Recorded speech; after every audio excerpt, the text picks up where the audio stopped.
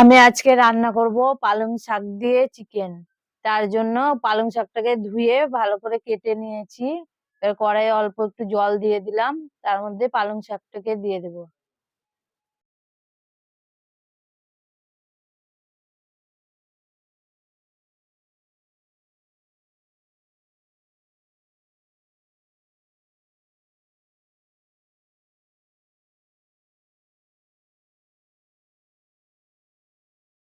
এবার আমি দুটো পেঁয়াজ কেটে দিয়ে দিলাম। এবার একটা ছোট্ট রসুন দিয়ে দিলাম, আর একটু আদা কেটে দিলাম, 4-5টা লঙ্কা দিয়ে দিলাম। এবার ঢেকে দেব,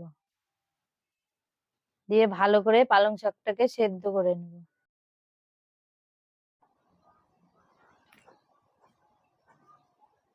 অনেকটা সেদ্ধ হয়ে গেছে, আর একটু সেদ্ধ হবে, তার জন্য আরেকবার ঢেকে দেব। এবার সেদ্ধ হয়ে গেছে, এবার নামিয়ে নেব।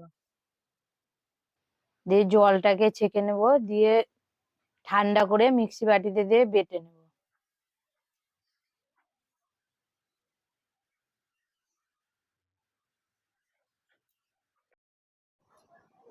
এবারে এই কড়াইয়ের মধ্যে তেল দিয়ে দেব।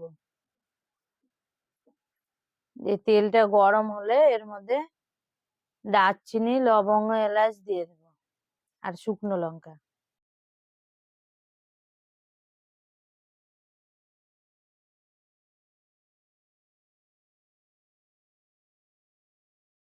এবার আমি মাংসটাকে দিয়ে দিব। মাংসটা আমি আধ ঘন্টা আগে মাখিয়ে রেখে দিয়েছিলাম, লবণ, হলুদ, লেবু, আদা বাটা, রসুন বাটা আর লঙ্কা বাটা দিয়ে মাখিয়ে রেখে দিয়েছিলাম। এবার মাংসটাকে ভালো করে ভেজে নেবো, আর ভাজতে ভাজতেই সেদ্ধ হয়ে যাবে।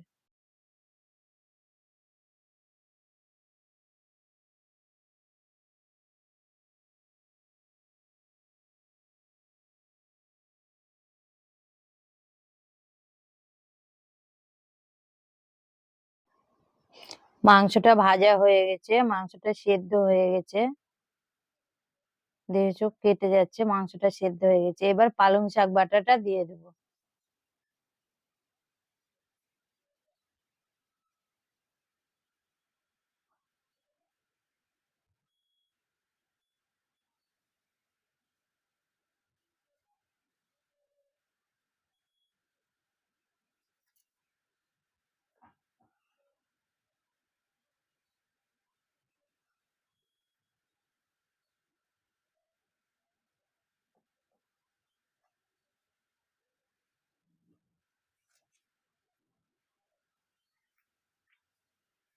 এবার পালং শাকের যে জলটা আছে সেটা মিক্সি বাটিটা ধুয়ে দিয়ে দেবো।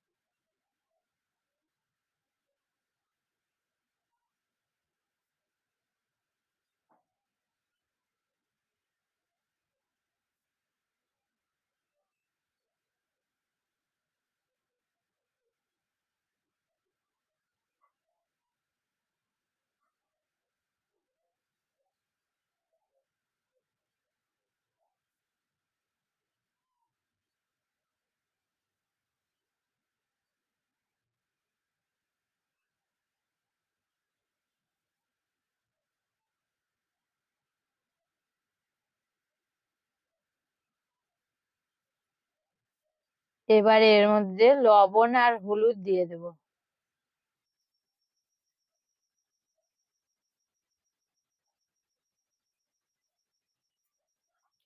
দিয়ে ভালো করে কষিয়ে নেবো।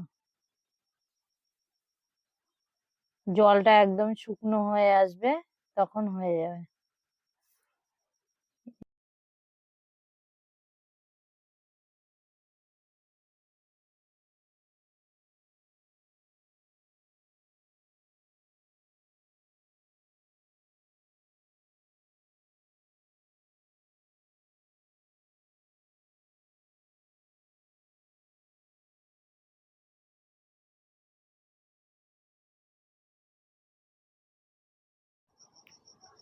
এবার এর মধ্যে চিনি দিয়ে দেবো।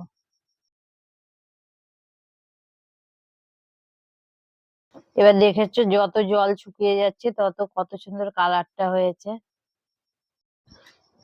এবার হয়ে গেছে পালং শাক দিয়ে চিকেন। এভাবে তোমরা রান্না করে খেয়ে দেখো তোমাদের কেমন লাগে। অল্প মশলা দিয়ে পালং চিকেন।